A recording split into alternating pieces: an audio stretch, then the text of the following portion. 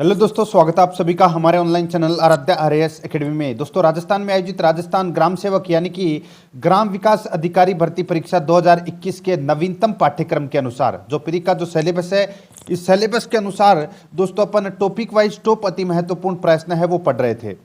यहाँ पे दोस्तों चौथा नंबर का सब्जेक्ट देखिए, इतिहास और संस्कृति। इसके अंदर दोस्तों अपन ने जनजातियां एवं उनकी अर्थव्यवस्था से संबंधित टॉप अति महत्वपूर्ण प्रश्न है वो पढ़ लिए हैं। पहली नंबर की क्लास अपनी कंप्लीट हो चुकी है। आज अपनी इसमें दूसरी नंबर की क्लास है, बोलियां और साहित्य से संबंधित है। आज अपन टॉप अति महत्वपूर्ण प्रश्न है वो पढ़ेंगे। रोजाना आपको मेरे साथ में चलना है, ठीक है।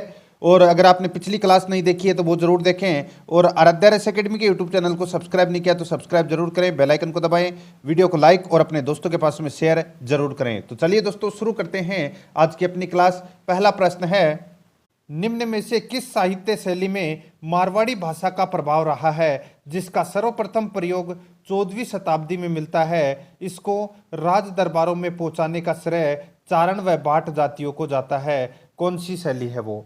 तो दोस्तों वो शैली कौन सी है वो अपने को यहाँ पर बतानी है। तो दोस्तों इस प्रश्न का राइट आंसर हो जाएगा वो है डिंगल शैली। कौन सी शैली है? डिंगल शैली। ये आपको इसमें याद रखना है। तो इसमें राइट आंसर क्या हो जाएगा? वो है ए नंबर का जो ऑप्शन है वो इसका बिल्कुल सही उत्तर, डिंगल शैली। ठीक है, आगे देखिए दोस्तों अपना इसमें देखिए, डिंगल शैली में इतिहास विषयक सामग्री मुख्यतः कौन सी है? डिंगल शैली में इतिहास विषयक सामग्री मुख्यतः कौन सी है? तो वो है दोस्तों देखिए, ख्यात, बात, विगत, पीढ़ी, वंशावली। ये क्या है? तो दोस्तों ये डिंगल शैली में इतिहास विषयक सामग्री है। अब मैं यहाँ पे बोलूँ ख्यात किससे कहते हैं, तो आपने नाम तो सुना ही होगा दोस्तों, मूणोत नैनसिरी ख्यात है, दयालदास की बीकानेरी राठौड़ारी ख्यात है। ठीक है दोस्तों, इसमें क्या होता है कि ख्यात के अंदर जो राजा होते हैं तत्कालीन शासकों की दोस्तों वंशावली का चित्रण करके दिखाया जाता है, उनकी मान मर्यादा को दिखाया जाता है, उसको बोलते हैं ख्यात। ठीक है, एक होती है वंशावली। तो इसमें क्या होता है दोस्तों, इस श्रेणी में रचनाओं में राजवंशों की वंशावलियां विस्तृत विवरण सहित लिखी जाती है, जैसे राठौड़ों की वंशावली, राजपूतों की वंशावली। ठीक है, अब यहाँ पे एक नाम आ रहा है दोस्तों, वात। ये वात है। ठीक है, वात किसे कहते हैं? तो दोस्तों वात का अर्थ होता है कथा या कहानी। ठीक है, जैसे प्रेम परक या काल्पनिक कथाओं की कहानियां। ठीक है, ये होता है उसमें। तो अपना इसमें राइट आंसर हो जाएगा उपरोक्त सभी, डी नंबर ऑप्शन सही उत्तर। आगे देखिए, साहित्यकारों के अनुसार राजस्थानी साहित्य भाषा शैली की प्रथम भाग की विशेषता क्या थी? तो प्रथम भाग की विशेषता है वो क्या थी? तो दोस्तों देखिए, यह 1050 से 1450 ईस्वी तक की थी, जिसे महामारू गुर्जर शैली कहा गया है। बिल्कुल सही बात है। ठीक है, आगे देखिए, यह साहित्य जैन व धार्मिक रचनाओं तक सीमित था। बिल्कुल सही है। तो दोस्तों इसमें देखिए उपरोक्त दोनों, ये दोनों भी दोस्तों इसमें क्या है? बिल्कुल सत्य है। तो इस प्रश्न का राइट आंसर हो जाएगा वो है दोस्तों इसमें डी नंबर का ऑप्शन सही उत्तर। ठीक है, ये सारे के सारे इसमें क्या है, सॉरी सी नंबर का जो ऑप्शन है वो इसका बिल्कुल सही उत्तर। ठीक है, ये आपको इसमें याद रखना, ए और बी दोनों इसमें क्या है? सही है। आगे देखिए दोस्तों, इसमें राजस्थानी भाषा साहित्य के दूसरे चरण की विशेषता क्या थी? दूसरे चरण की जो विशेषता है वो क्या थी वो अपने को बताना है। ठीक है, पहला चरण दोस्तों 1050 से 1450 तक, और दूसरा चरण है वो दोस्तों 1450 से लेके 1857 तक चला। बिल्कुल सही है। इसमें जैन, डिंगल, लौकिक रचनाओं का निर्माण अधिक रहा, जिसमें संत साहित्य, लोक गाथाएं, ख्यात, बात, विगत, वंशावली, वचनिका, दुआवेत, लोक साहित्य और लोक कलाओं पर साहित्य लिखा गया। बिल्कुल सही है। दूसरा चरण की बात हो रही है यहाँ पे।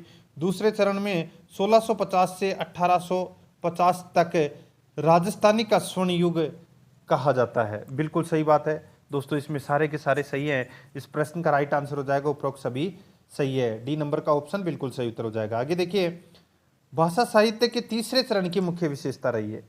पहला चरण चला था दोस्तों 1050 से 1450 ईस्वी तक, दूसरा चरण चला था 1450 से 1857 तक, और तीसरा चरण चलता है दोस्तों 1857 से अब तक, यानी कि वर्तमान तक माना गया है। ठीक है, तीसरा चरण। देखिए इसमें साहित्य की धारा महलों से मुड़कर आम जनता के कष्टों की ओर अग्रसर हुई तथा ब्रिटिश विरोधी भावना से युक्त थी, बिल्कुल सही है। इस काल के साहित्य में विविधता अधिक आ गई और कहानी, नाटक, उपन्यास, एकांकी आदि का लेखन शुरू हुआ, बिल्कुल सही है। इस प्रश्न का राइट आंसर हो जाएगा दोस्तों उपरोक्त सभी इसमें क्या है, सत्य है। डी नंबर का ऑप्शन बिल्कुल सही उत्तर हो जाएगा। 6 नंबर का प्रश्न है, इसमें देखिए निम्न में से किस साहित्य की विशेषता है कि वह धर्म प्रधान है। इसके मुख्य अंग नीति, श्रृंगार, सामाजिक जीवन की व्याख्या है। निम्न में से किस साहित्य की विशेषता है कि वह धर्म प्रधान है। इसके मुख्य अंग नीति, श्रृंगार, सामाजिक जीवन की व्याख्या है। राइट आंसर हो जाएगा वो है इसमें जैन साहित्य। ए नंबर का ऑप्शन बिल्कुल सही उत्तर हो जाएगा। आगे देखिए जैन साहित्य अधिकांश किस में लिखा गया। जैन साहित्य अधिकांश किस में लिखा गया, तो दोस्तों ये लिखा गया प्राकृत में, अपभ्रंश में और संस्कृत में, तीनों में ही लिखा गया। तो इसका राइट आंसर हो जाएगा उपरोक्त सभी में, डी नंबर ऑप्शन बिल्कुल सही उत्तर।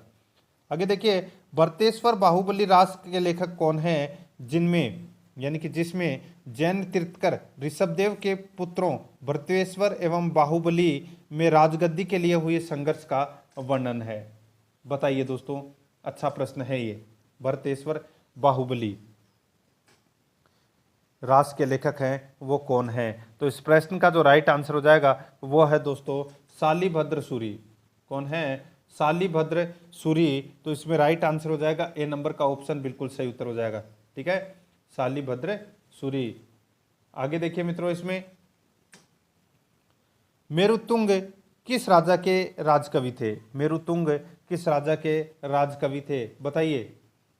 चार ऑप्शन आपके सामने है, जल्दी से देख लीजिए दोस्तों इसमें। तो इसका बिल्कुल सही उत्तर हो जाएगा वो है दोस्तों अपना इसमें परमार भोज के ये राजकवि थे। ए नंबर का ऑप्शन बिल्कुल सही उत्तर हो जाएगा। आगे देखिए इसमें हमीर महाकाव्य के लेखक कौन है, ये तो सभी को पता होगा दोस्तों। हमीर महाकाव्य के जो लेखक है वो है दोस्तों कौन, तो नयन चंद्र सूरी हैं ये हमीर महाकाव्य के लेखक है। तो इसमें राइट आंसर हो जाएगा वो है बी नंबर का ऑप्शन बिल्कुल सही उत्तर।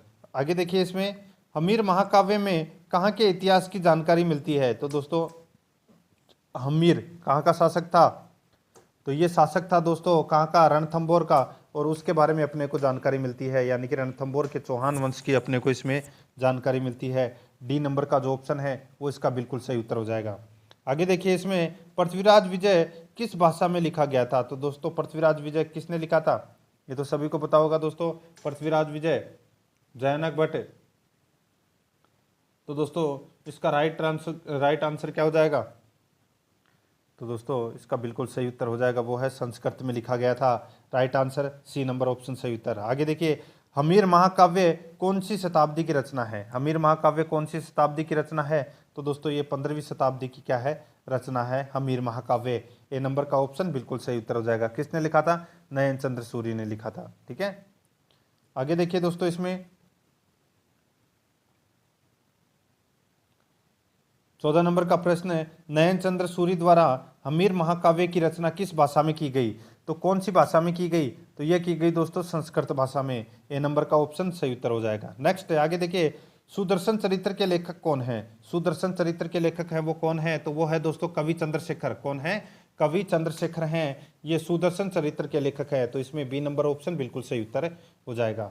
आगे देखिए इसमें सुदर्शन चरित्र में कहाँ का उल्लेख किया गया है। सुदर्शन चरित्र में कहाँ का उल्लेख किया गया है, तो दोस्तों बूंदी के हाड़ा राजा सुदर्शन के परोपकार का इसमें वर्णन किया गया है सुदर्शन चरित्र में। ए नंबर का ऑप्शन बिल्कुल सही उत्तर हो जाएगा। आगे देखिए इसमें 17 नंबर का प्रश्न है, करमचंद वंशोत्कीर्तम काव्यम में कहाँ के शासकों का वैभव और विद्यानुराग का पता लगता है, बताइए। तो दोस्तों करमचंद वंशोत्कीर्तम काव्यम में कहाँ के शासकों का वैभव व विद्यानुराग का पता लगता है, तो वो है दोस्तों बीकानेर के शासकों का अपने को इसमें पता लगता है। वंशोत्कीर्तम काव्यम नाम याद रखना आपको, और बहुत ही अच्छा और शानदार प्रश्न है, काफ़ी बार ये परीक्षाओं में पूछा जा चुका है।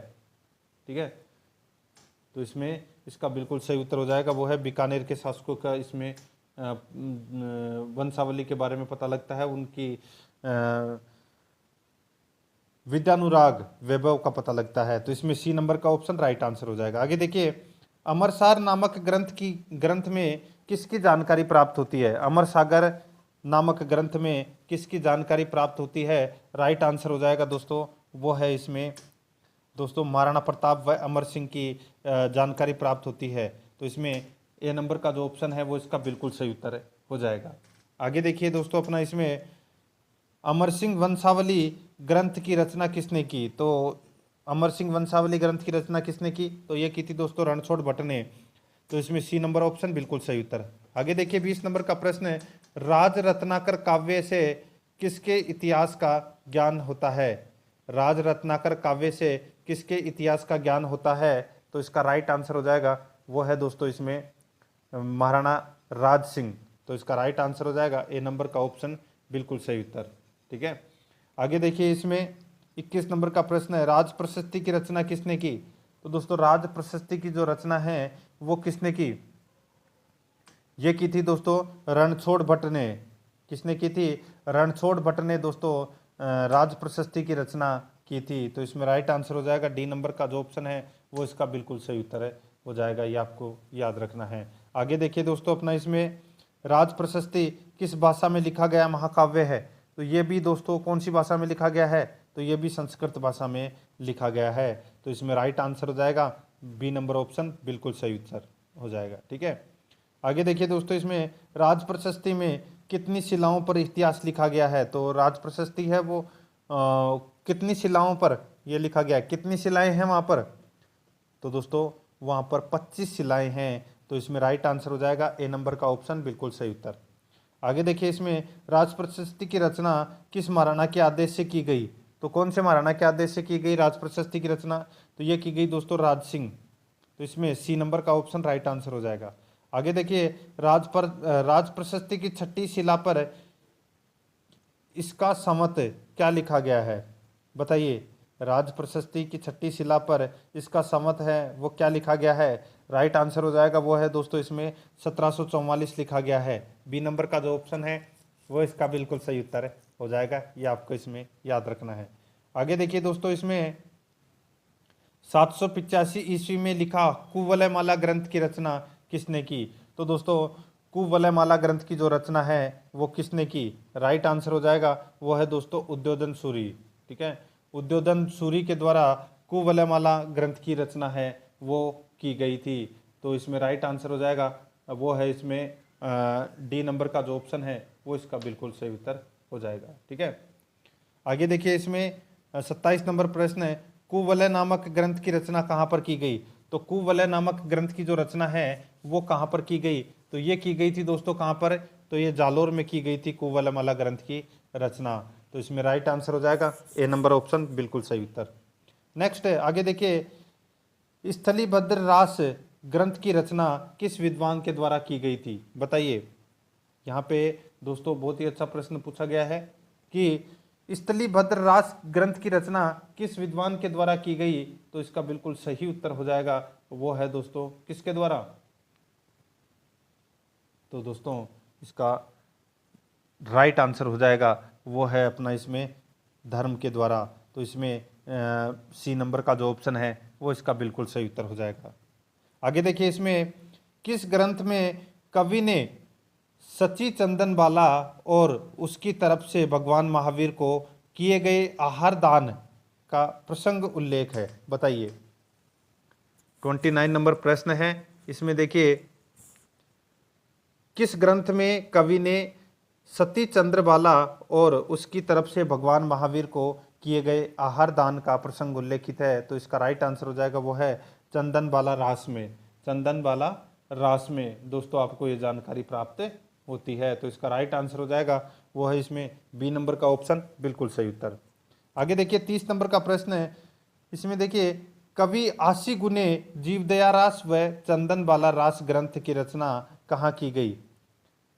दोस्तों कवि आशी गुने जीवदया रास व चंदन बाला रास ग्रंथ की रचना है वो दोस्तों कहाँ पर की गई? तो इसका राइट आंसर हो जाएगा वो की गई दोस्तों जालोर में। डी नंबर का ऑप्शन बिल्कुल सही उत्तर हो जाएगा। आगे देखिए चरचरी उपदेश रसायन रास चरचरी उपदेश रसायन रास काल स्वरूप कुलकम आदि ग्रंथों की रचना है वो किसने की थी? तो आदि ग्रंथों की जो रचना है वो की थी दोस्तों किसने? तो ये की थी दोस्तों जिनदत्त सूरी ने। किसने की थी? जिनदत्त सूरी ने। ए नंबर का ऑप्शन राइट आंसर हो जाएगा, जिनदत्त सूरी। आगे देखिए, जिनदत्त सूरी का कार्य क्षेत्र कौन सा स्थान रहा है? तो कौन सा स्थान रहा है? तो वो रहा है दोस्तों अजमेर व पश्चिमी राजस्थान। अजमेर व पश्चिमी राजस्थान रहा है। तो इसमें राइट आंसर बी नंबर का ऑप्शन बिल्कुल सही उत्तर हो जाएगा। ठीक है, आगे देखिए दोस्तों अपना इसमें प्रबंध कोश किस जैन साधु की रचना है? प्रबंध कोश किस जैन साधु की रचना है? राइट आंसर हो जाएगा वो है दोस्तों जिनदत्त सूरी। जिनदत्त सूरी की रचना है ये प्रबंध कोश। तो इसमें राइट आंसर हो जाएगा वो है डी नंबर ऑप्शन सही उत्तर। आगे देखिए, नेमिनाथ बारहमासा की रचना करने वाले कवि कौन से हैं? नेमिनाथ बारहमासा की रचना करने वाले कवि कौन से हैं? राइट आंसर हो जाएगा वो है दोस्तों इसमें कौन सा? तो वो है पलहन। तो इसमें राइट आंसर हो जाएगा सी नंबर ऑप्शन बिल्कुल सही उत्तर, पलहन। 35 नंबर का प्रश्न इसमें देखिए, लेमिनाथ बारहमासा में किसका उल्लेख किया गया है? लेमिनाथ बारहमासा में किसका उल्लेख किया गया है बताइए? तो यहाँ पर देखिए, लेमिनाथ समुद्र विजय के पुत्र थे, उनका विवाह अग्रसेन की पुत्री राजमती से होना तय था। बिल्कुल सही है। जब बारात अग्रसेन के महल पहुंची तो बेजुबान जानवरों की आवाज सुनकर अत्यधिक दयाभाव उत्पन्न हुआ। बिल्कुल सही है। लेमिनाथ साधु बनकर गिरनार पहुंच गए। बिल्कुल सही है, राइट आंसर हो जाएगा। उपरोक्त सभी कथन है वो इसमें सही है। 36 नंबर का प्रश्न है इसमें देखिए, माणिक्य सुंदर सूरी की रचना कौन सी है? माणिक्य सुंदर सूरी की रचना है वो कौन सी है? राइट आंसर हो जाएगा वो है दोस्तों मलय सुंदरी कथा, पृथ्वीराज वाग्विलास, गुणवर्मा चरित्र। तो इसका राइट आंसर हो जाएगा उपरोक्त सभी, डी नंबर का ऑप्शन बिल्कुल सही उत्तर हो जाएगा। आगे देखिए, चारण काव्य सामान्यतः किस रूप में लिखा गया है? चारण काव्य सामान्यतः किस रूप में लिखा गया है? तो ये लिखा गया है दोस्तों दोहा, गीत, वीर काव्य, उपरोक्त सभी में लिखा गया है दोस्तों ये चारण काव्य। राइट आंसर डी नंबर का ऑप्शन बिल्कुल सही उत्तर। नेक्स्ट है, पृथ्वीराज रासो के लेखक कौन है? तो दोस्तों पृथ्वीराज रासो के लेखक है वो कौन है? तो वो है दोस्तों चंद्रबरदाई। चंद्रबरदाई के द्वारा पृथ्वीराज रासो ग्रंथ है वो लिखा गया है और इसमें पृथ्वीराज चौहान तृतीय के जीवन चरित्र एवं युद्धों का इसमें वर्णन मिलता है। ठीक है, राइट आंसर हो जाएगा इसमें ए नंबर ऑप्शन बिल्कुल सही उत्तर। आगे देखिए, पृथ्वीराज रासो किस भाषा में लिखा गया महाकाव्य है? तो दोस्तों ये कौन सी भाषा में लिखा गया महाकाव्य है? तो इसका राइट आंसर हो जाएगा वो है इसमें कौन सी भाषा में लिखा गया है? तो ये लिखा गया है दोस्तों हिंदी भाषा में। तो इसमें सी नंबर का ऑप्शन बिल्कुल सही उत्तर हो जाएगा। आगे देखिए, इसमें चंद्रबरदाई के काव्य की कौन सी भाषा शैली है?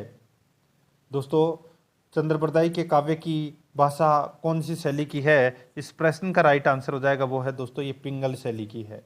कौन सी शैली की? दोस्तों यह पिंगल में रचित वीर रस का महाकाव्य है। तो इसमें बी नंबर का ऑप्शन बिल्कुल सही उत्तर। आगे देखिए, चंद्रबरदाई का जन्म कहाँ हुआ था? चंद्रबरदाई का जन्म है ये हुआ था दोस्तों लाहौर में। सी नंबर का ऑप्शन राइट आंसर हो जाएगा, लाहौर में चंद्रबरदाई का जन्म हुआ था। आगे देखिए, बीसलदेव रासो के लेखक निम्न में से कौन है? बीसलदेव रासो के लेखक निम्न में से कौन है? तो वो है दोस्तों नरपति नालय। ठीक है, नरपति नालय, इन्होंने बीसलदेव रासो ग्रंथ की रचना की थी और इसमें अजमेर के चौहान शासक बीसलदेव यानी कि विग्रहराज चतुर्थ एवं उनकी रानी राजमती की प्रेम गाथा का इसमें वर्णन मिलता है। तो इसका right answer A number option सही उत्तर नरपति नालय। आगे देखिए, नरपति नालय किस जाति के कवि थे जिन्होंने बीसलदेव रासो लिखा? राइट आंसर हो जाएगा वो है दोस्तों ये ब्राह्मण जाति के थे। सी नंबर का ऑप्शन बिल्कुल सही उत्तर हो जाएगा। आगे देखिए, इसमें बीसलदेव रासो की कथा वस्तु में निम्न में से क्या है? बताइए दोस्तों, बीसलदेव रासो की कथा वस्तु में निम्न में से क्या है, ये अपने को यहाँ पर बताना है। तो यहाँ पर देखिए दोस्तों, इसमें चरित्र नायक सपादलक्ष का चौहान शासक विग्रहराज चतुर्थ है। बिल्कुल सही है। इसमें बीसलदेव और मालवा के शासक भोज परमार की पुत्री राजमती की प्रेम कथा का वर्णन है। बिल्कुल सही है। इसमें कवि का नाम स्पष्ट रूप से लिखा हुआ है, ये भी बिल्कुल सही है। तो इसमें राइट आंसर हो जाएगा उपरोक्त सभी, डी नंबर का जो ऑप्शन है वो इसका बिल्कुल सही उत्तर हो जाएगा। आगे देखिए, कवि माघ का समयकाल क्या माना जाता है? कवि माघ का समयकाल क्या माना जाता है? तो ये माना जाता है दोस्तों 7वीं शताब्दी। 7वीं शताब्दी माना जाता है कवि माघ का समयकाल।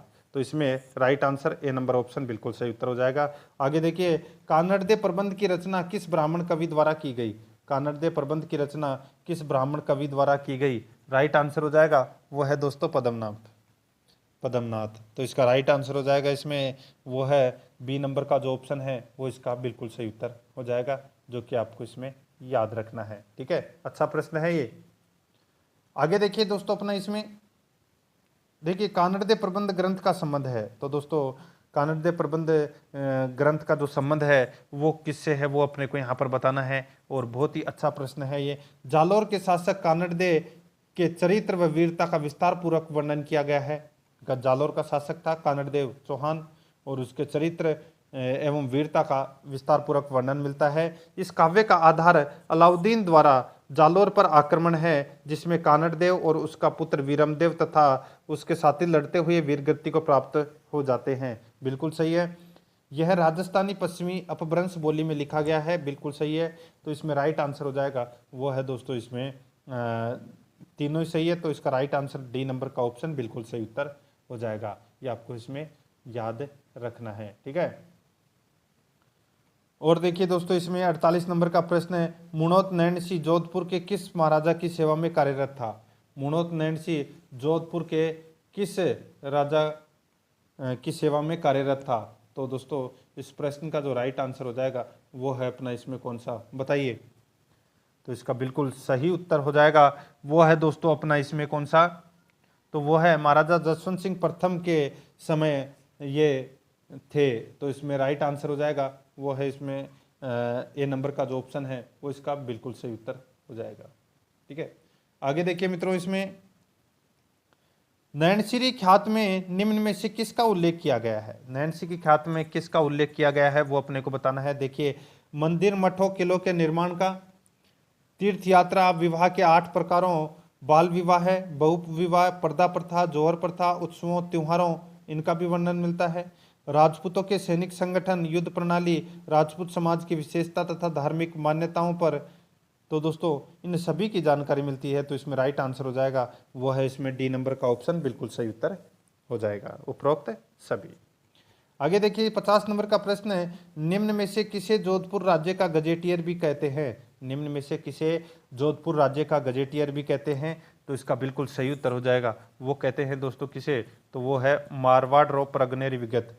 मारवाड़ रो परगनेरी विगत, इसे दोस्तों जोधपुर राज्य का गजेटियर कहते हैं। तो इसका राइट आंसर हो जाएगा इसमें सी नंबर का जो ऑप्शन है वो इसका बिल्कुल सही उत्तर हो जाएगा। ये आपको इसमें याद रखना है। ठीक है, आगे देखिए दोस्तों अपना इसमें नैनसिरी ख्यात में निम्न में से किस क्षेत्र के इतिहास की जानकारी मिलती है? तो कौन से क्षेत्र की जानकारी मिलती है? तो यहाँ पे देखिए राजस्थान, गुजरात, काठियावाड़, कच्छ, बघेलखंड, बुंदेलखंड, मध्य भारत, इन सभी की दोस्तों अपने को जानकारी मिलती है। ये आपको इसमें याद रखना है। तो इस प्रश्न का जो राइट आंसर हो जाएगा वो है दोस्तों अपना इसमें कौन सा, तो वह है उपरोक्त सभी की। ठीक है, आगे देखिए इसमें मुणोत नैनसी का संबंध में सत्य कथन क्या है वो अपने को यहाँ पर बताना है। तो यहाँ पर देखिए दोस्तों अच्छा प्रश्न है ये भी। देखिए नैनसी महाराजा जसवंत सिंह प्रथम के दीवान थे। इनका भाई सुंदरदास था जो भी इन्हीं के साथ पद पर था। बिल्कुल सही है। महाराजा ने दोनों भाइयों को औरंगाबाद में जेल में डाल दिया। बिल्कुल सही है। दोनों भाइयों ने अपमान न सहने के लिए 1727 में भाद्रपद कृष्णा 13 को जोधपुर जेल में कटार घोंपकर आत्महत्या कर ली। बिल्कुल सही है। तो इसमें राइट आंसर हो जाएगा डी नंबर का ऑप्शन बिल्कुल सही उत्तर हो जाएगा। ठीक है, सही है। इसमें आगे देखिए राजस्थान के राजाओं द्वारा बिना युद्ध किए अंग्रेजों की अधीनता मानने पर बांकीदास ने राष्ट्रीय भावना से ओतपोत किस गीत की रचना की थी? बताइए कौन से गीत की रचना की थी? तो वो था दोस्तों गीत आयो अंग्रेज मुल्क के ऊपर। आयो अंग्रेज मुल्क के ऊपर इस गीत की रचना की थी। किसने? तो दोस्तों बांकीदास ने। तो इसमें राइट आंसर हो जाएगा बी नंबर ऑप्शन बिल्कुल सही उत्तर। आगे देखिए बांकीदास की ख्यात में निम्न में से किन शहरों की स्थापना का विस्तृत विवरण मिलता है? तो इसका बिल्कुल सही उत्तर हो जाएगा कौन से शहरों का इसमें विस्तृत वर्णन मिलता है? तो दोस्तों जोधपुर और जयपुर का इसमें विस्तृत विवरण मिलता है। ए नंबर का ऑप्शन बिल्कुल सही उत्तर हो जाएगा। आगे देखिए इसमें 55 नंबर प्रश्न है, निम्न में से किस ग्रंथ से पता चलता है कि बीकानेर के महाराजा रतन सिंह ने विक्रम संवत 1885 में गया के तीर्थ स्थान पर अपने प्रमुख सामंतों की बैठक बुलाई थी और उनसे यह प्रतिज्ञा करवाई थी कि वे भविष्य में अपने शिशु कन्याओं का वध नहीं करेंगे। बताइए ये कौन से ग्रंथ से अपने को ये जानकारी प्राप्त होती है? तो ये जानकारी प्राप्त होती है दोस्तों बांकीदास की ख्यात से अपने को ये प्राप्त होती है। ठीक है, बांकीदास की ख्यात से अपने को ये जानकारी प्राप्त होती है। तो अपना इसमें right answer C number option बिल्कुल सही उत्तर हो जाएगा। आगे देखिए, दयालदास श्री ख्यात में किस रियासत के इतिहास का उल्लेख मिलता है?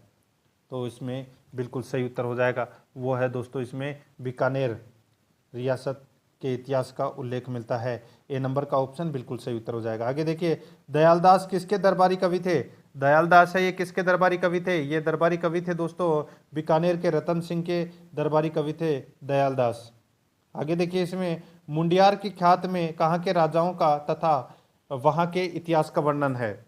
मुंडियार की ख्यात में कहाँ के राजाओं का तथा वहाँ के इतिहास का वर्णन है? तो इसमें राइट आंसर हो जाएगा, वो है दोस्तों अपना इसमें जोधपुर। सी नंबर का जो ऑप्शन है वो इसका बिल्कुल सही उत्तर हो जाएगा, जोधपुर। आगे देखिए, मुंडियार की ख्यात को अन्य किस नाम से जाना जाता है? मुंडियार की ख्यात को अन्य किस नाम से जाना जाता है? तो वो है दोस्तों राठौड़ों की ख्यात के नाम से जाना जाता है। बी नंबर का ऑप्शन बिल्कुल सही उत्तर हो जाएगा।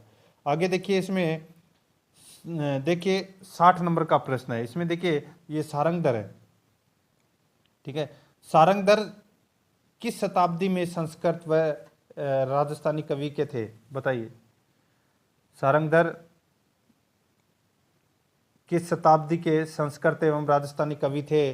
तो इसका राइट आंसर हो जाएगा, वो है दोस्तों अपना इसमें 14वीं शताब्दी के थे सारंगधर। ठीक है, तो इसमें right answer A number option बिल्कुल सही उत्तर हो जाएगा। आगे देखिए, इसमें सारंगधर ने निम्न में से कौन सा ग्रंथ लिखा था? तो सारंगधर ने कौन सा ग्रंथ लिखा था?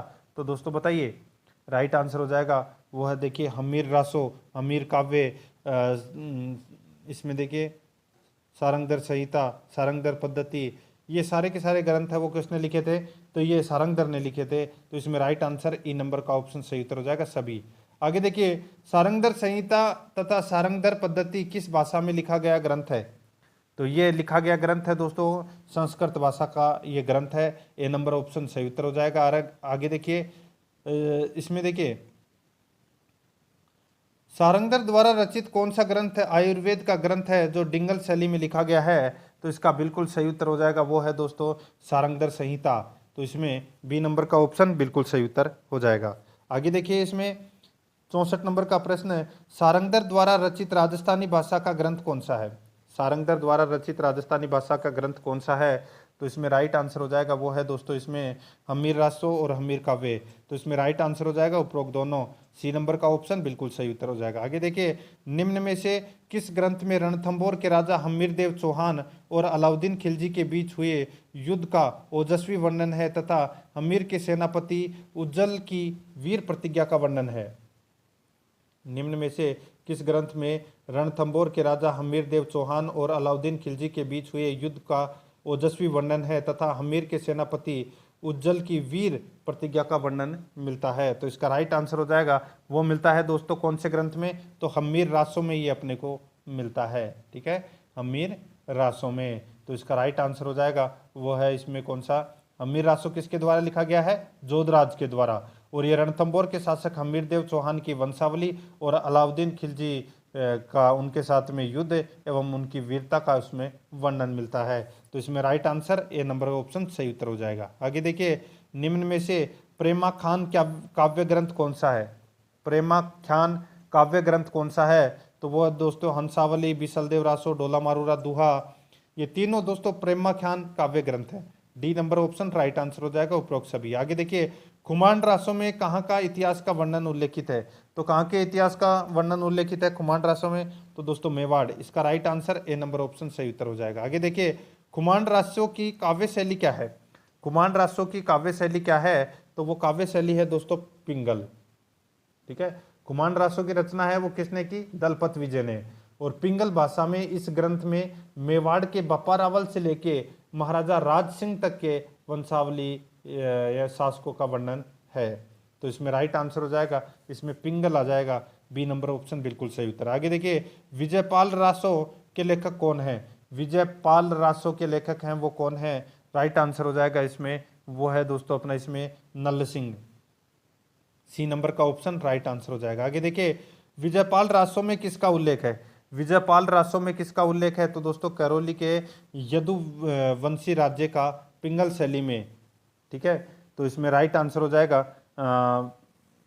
ए नंबर का ऑप्शन बिल्कुल सही उत्तर हो जाएगा, ठीक है। आगे देखिए इसमें देखिए वीरमायण की कथा वस्तु क्या है? वीरमायण की कथा वस्तु है वो क्या है वो अपने को यहाँ पर बतानी है। तो दोस्तों यहाँ पर देखिए इसमें मंडोवर के राय मल्लीनाथ के पुत्र जगमाल और उनके भतीजे वीरम जी की वीरता का वर्णन है। यह वीर रस प्रधान काव्य है। इसके रचयिता बादर डाडी हैं, बिल्कुल सही है। तो इसमें सारे के सारे हैं वो सही है। यहाँ पे वीरमायण की बात हो रही है तो इसमें राइट आंसर हो जाएगा उपरोक्त सभी। डी नंबर ऑप्शन बिल्कुल सही उत्तर। आगे देखिए पृथ्वीराज रासो के लेखक चंद्रप्रदाय को बंदी बनाए जाने पर किसने इसे पूर्ण किया था? किसने इसे पूर्ण किया था? यानी कि पृथ्वीराज रासो ग्रंथ कंप्लीट नहीं हुआ था, उससे पहले ही चंद्रप्रदाय को बंदी बना लिया गया था। तो यहाँ पर इस प्रश्न का राइट आंसर हो जाएगा तो बाकी बचा हुआ ग्रंथ है वो किसने पूरा किया था? तो वो किया था दोस्तों जलहण ने। ए नंबर का ऑप्शन बिल्कुल सही उत्तर हो जाएगा। आगे देखिए अचलदास खींचीरी वचनिका का लेखक कौन है? अचलदास खींचीरी वचनिका का लेखक है शिवदास गार्डन। ए नंबर ऑप्शन राइट आंसर हो जाएगा। आगे देखिए संत दादू दयाल की कविता राजस्थान की किस भाषा में है? तो बताइए संत दादू दयाल की कविता है वो राजस्थान की कौन सी भाषा में है? सही उत्तर हो जाएगा इसका वो है दोस्तों ढूंढानी भाषा में। सी नंबर का ऑप्शन बिल्कुल सही उत्तर।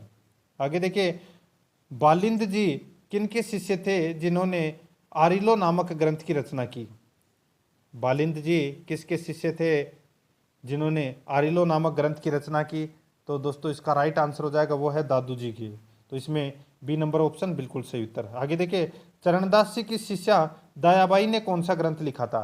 तो दयाबाई ने कौन सा ग्रंथ लिखा था? तो वो लिखा था दोस्तों इसमें दयाबोध और विनय मालिका, ये दो ग्रंथ लिखे थे। तो इसका राइट आंसर हो जाएगा उपरोक्त ए तथा बी दोनों सही है। सी नंबर ऑप्शन बिल्कुल सही उत्तर। आगे देखिए इसमें संत रामदास दयालदास दरियावजी बालकराम आदि किस संप्रदाय के इतिहासकार माने जाते हैं? संत रामदास दयालदास दरियावजी बालकराम आदि किस संप्रदाय के साहित्यकार माने जाते हैं? इस प्रश्न का राइट आंसर हो जाएगा वो है दोस्तों राम स्नेही संप्रदाय के ये माने जाते हैं। तो अपना इसमें right answer A number option बिल्कुल सही उत्तर हो जाएगा। आगे देखिए इसमें सगुण काव्य धारा के कवि राजस्थान के कौन से हैं? सगुण काव्य धारा के कवि राजस्थान के कौन से हैं? तो वो हैं दोस्तों अग्रदास जी, नाबादास जी, कृष्णदास पेहारी। तो इसका राइट आंसर हो जाएगा वो है उपरोक्त सभी। तो इसमें राइट आंसर हो जाएगा डी नंबर का ऑप्शन बिल्कुल सही उत्तर हो जाएगा, ठीक है। आगे देखिए दोस्तों अपना इसमें मीराबाई की फुटकर रचना में किस भाषा का प्रभाव रहा? बताइए मीराबाई की फुटकर रचना में किसका प्रभाव रहा? तो दोस्तों इसका राइट आंसर हो जाएगा वो है दोस्तों किसका? तो ब्रज भाषा, गुजराती और खड़ी बोली तीनों का रहा। तो इसमें राइट आंसर हो जाएगा वो है इसमें डी नंबर का ऑप्शन बिल्कुल सही उत्तर उपरोक्त सभी का। आगे देखिए गीत गोविंद की टीका नरसिंह मायरो सत्यभामाजी नुरुष्णु राग सोरठ एवं राग गोविंद आदि ग्रंथों की रचना है वो किसने की? तो इन सभी ग्रंथों की रचना है वो दोस्तों मीराबाई ने की थी। ए नंबर का ऑप्शन बिल्कुल सही उत्तर हो जाएगा। आगे देखिए नागरीदास या सावंत सिंह किस भाषा के प्रकांड विद्वान माने जाते हैं? ये माने जाते हैं दोस्तों संस्कृत फारसी और ब्रज भाषा। संस्कृत फारसी और ब्रज भाषा इनके ये विद्वान माने जाते हैं नागरीदास या सावंत सिंह। तो इसमें right answer D number option बिल्कुल सही उत्तर। आगे देखिए सुंदर कुंवरी के संबंध में सत्य क्या है? सुंदर कुंवरी के संबंध में सत्य क्या है? तो देखिए यह किशनगढ़ के राजा राज सिंह की पुत्री थी। इनके भाई नागरीदास थे, पति राघोगढ़ के बलवंत सिंह थे। इन्होंने नेहनिधि, संकेत युगल, रंगझर, गोपी महात्म्य, रसपुंज, प्रेम संपुट जैसे 11 ग्रंथों की रचना की सुंदर कुंवरी ने। इनकी रचनाएं भक्ति और प्रेम प्रधान्य है, बिल्कुल सही है। तो इसमें राइट आंसर हो जाएगा उपरोक्त सभी। डी नंबर ऑप्शन बिल्कुल सही उत्तर हो जाएगा। आगे देखिए राव जयसिरो छंद ग्रंथ की रचना है वो किसने की थी? तो ये की थी दोस्तों बिट्ठू सुजा ने। बिट्ठू सुजा ने की थी। बी नंबर का ऑप्शन बिल्कुल सही उत्तर।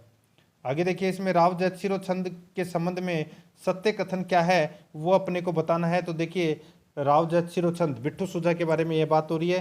तो देखिए इसका रचना काल 1591 से 1598 के बीच माना जाता है। इस ग्रंथ में बाबर के द्वितीय पुत्र कामरान जो पंजाब व काबुल का हकीम था तो और बीकानेर नरेश राव जैत सिंह के युद्ध का इसमें वर्णन मिलता है। ठीक है, कामरान को इस युद्ध में जैत सिंह ने परास्त कर दिया था।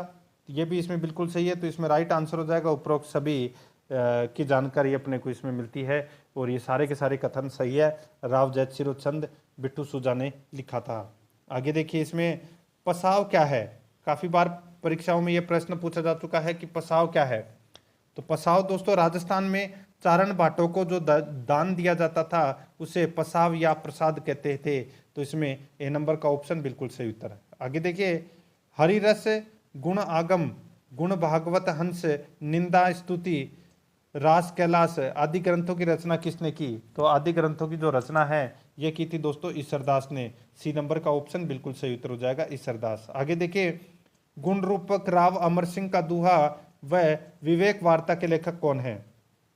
गुण रूपक राव अमर सिंह का दूहा व विवेक वार्ता के लेखक कौन है। तो इसका राइट आंसर हो जाएगा वो है दोस्तों अपना इसमें कवि केशवदास। ए नंबर ऑप्शन बिल्कुल सही उत्तर हो जाएगा कवि केशवदास। आगे देखिए राठौड़ पृथ्वीराज के संबंध में सत्य क्या है। राठौड़ पृथ्वीराज के संबंध में सत्य क्या है। तो यहाँ पे देखिए ये बीकानेर नरेश राव कल्याणमल के पुत्र थे। राय सिंह इनके बड़े भाई थे। इन्होंने डिंगल भाषा में कई ग्रंथों की रचना की थी। इनके प्रमुख ग्रंथ वेली कृष्ण रुक्मणीरी दसम भागवत दोहा गंगा लहरी इसमें वसुदेव राउत तथा दशरथ देव राउत। ठीक है, ये इनके दोस्तों प्रमुख ग्रंथ है। तो ये सारे के सारे हैं वो इसमें सही है। पृथ्वीराज राठौड़ की यहाँ पे बात हो रही है तो इसमें डी नंबर का ऑप्शन राइट आंसर हो जाएगा। आगे देखिए वेली कृष्ण रुक्मणीरी में सत्य कथन कौन सा है। तो इसमें सत्य कथन है वो कौन सा है वो अपने को यहाँ पर बताना है। तो यहाँ पर देखिए दोस्तों इसमें श्री कृष्ण रुक्मणी के विवाह का सविस्तार वर्णन है। यह श्रृंगार रस प्रदान है। इसमें वीर भत्स रसों का वर्णन है और ये डिंगल भाषा में है। बिल्कुल सही है। इसमें राइट आंसर हो जाएगा सभी डी नंबर का ऑप्शन बिल्कुल सही उत्तर हो जाएगा। आगे देखिए वेली कृष्ण रुक्मणीरी ग्रंथ में प्रथम प्रकाशन किसके द्वारा किया गया। तो प्रथम प्रकाशन है वो किसके द्वारा किया गया। राइट आंसर हो जाएगा वो है दोस्तों इसमें रॉयल एशियाटिक सोसाइटी बंगाल। ए नंबर ऑप्शन बिल्कुल सही उत्तर हो जाएगा। आगे देखिए वेली कृष्ण रुक्मणीरी ग्रंथ के प्रथम प्रकाश का संपादन किसने किया था। तो इस प्रथम प्रकाश का जो संपादन है ये किया था दोस्तों डॉक्टर टेक्सिटोरी ने। ठीक है, डॉक्टर एलपी टेक्सिटोरी ने। तो इसमें right answer A number option सही उत्तर हो जाएगा। आगे देखिए वेली कृष्ण रुक्मणीरी ग्रंथ का दूसरी बार प्रकाशन किसने किया। दूसरी बार प्रकाशन किया था दोस्तों किसने। तो ये हिंदुस्तानी एकेडमी प्रयाग इन्होंने दूसरी बार प्रकाशन किया था। तो इसमें सी नंबर ऑप्शन बिल्कुल सही उत्तर हो जाएगा। आगे देखिए इसमें 93 नंबर का प्रश्न है वेली कृष्ण रुक्मणीरी ग्रंथ के दूसरे प्रकाशन का संपादन किसने किया था। राइट आंसर हो जाएगा वो है दोस्तों इसमें इसका बिल्कुल सही उत्तर हो जाएगा वो किया था सूर्यकरण पारीक व ठाकुर राम सिंह। तो इसमें बी नंबर का ऑप्शन बिल्कुल सही उत्तर हो जाएगा। आगे देखिए इसमें निम्न में से सुमेलित नहीं है। तो कौन सा इसमें सुमेलित नहीं है वो अपने को यहाँ पर बताना है। तो यहाँ पे देखिए दसम भागवत दोहा इसमें 84 दोहे हैं जो कृष्ण भक्ति से संबंधित है। बिल्कुल सही है। दशरथ राउत भगवान राम की स्तुति के 50 दोहे हैं। बिल्कुल सही है। गंगा लहरी 80 दोहे गंगा जी की महिमा। तो दोस्तों इस प्रश्न का राइट आंसर हो जाएगा सभी सुमेलित हैं। डी नंबर का ऑप्शन बिल्कुल सही उत्तर हो जाएगा। आगे देखिए कवि दुर्सा आडा का संबंध किस जिले से रहा है। कवि दुर्सा आडा का संबंध किस जिले से रहा है। राइट आंसर हो जाएगा वो है दोस्तों इसमें जोधपुर से। ए नंबर का ऑप्शन बिल्कुल सही उत्तर हो जाएगा जोधपुर से। आगे देखिए डिंगल शैली में विरुद्ध छतरी किरतार बावनी और श्री कुमार अजाजीनी बूचर मोरी नो गजगत नामक ग्रंथों की रचना की। बताइए किसने की थी इन ग्रंथों की रचना। किरतार बावनी। किरतार बावनी का नाम सुनते ही आपको पता चल गया होगा। राइट आंसर हो जाएगा दुस्साडा। तो इसमें सी नंबर का ऑप्शन राइट आंसर हो जाएगा। आगे देखिए इसमें निम्न में से कौन से चारण कवि जो मुगल दरबार में थे जिनको अकबर ने लाख पसाव प्रदान किया। तो इस प्रश्न का राइट आंसर हो जाएगा वो है दोस्तों दुस्साडा। ए नंबर का ऑप्शन बिल्कुल सही उत्तर हो जाएगा। आगे देखिए इसमें कविवर बिहारी लाल का जन्म गोविंदपुर ग्राम में किस रियासत में हुआ था? तो ये हुआ था दोस्तों कौन सी रियासत में? ग्वालियर में। बी नंबर का ऑप्शन बिल्कुल सही उत्तर हो जाएगा। आगे देखिए, कविवर बिहारी किस महाराजा के दरबारी कवि थे? तो ये कौन से महाराजा के दरबारी कवि थे? ये थे दोस्तों मिर्जा राजा जयसिंह के दरबारी कवि थे कवि बिहारी। आगे देखिए, बिहारी सतसई के संबंध में सत्य कथन कौन सा है? तो बिहारी सतसई के संबंध में देखिए, इनकी रचना मिर्जा राजा जयसिंह के राजकवि कविवर बिहारी लाल ने की थी, बिल्कुल सही है। राजा की ओर से इन्हें प्रत्येक दोहे पर एक असरफी मिलती थी, बिल्कुल सही है। इनके 713 दोहे हैं जिनकी भाषा ब्रज है, बिल्कुल सही है। तो इसमें राइट आंसर हो जाएगा उपरोक्त सभी है वो इसमें क्या है? सत्य है। तो दोस्तों आज मैंने आपको जो राजस्थानी भाषा एवं साहित्य के टॉप 100 प्रश्न करवाए हैं। तो दोस्तों प्रश्न आपको कैसे लगे कमेंट में जरूर बताएं, और अगर आपने पिछली क्लासें नहीं देखी है तो वो जरूर देखें, और आराध्या आरएस एकेडमी के यूट्यूब चैनल को सब्सक्राइब जरूर करें, बेल आइकन को दबाएं, वीडियो को लाइक और अपने दोस्तों के पास में शेयर जरूर करें। मिलते हैं दोस्तों नेक्स्ट वीडियो में। जय हिंद, जय भारत।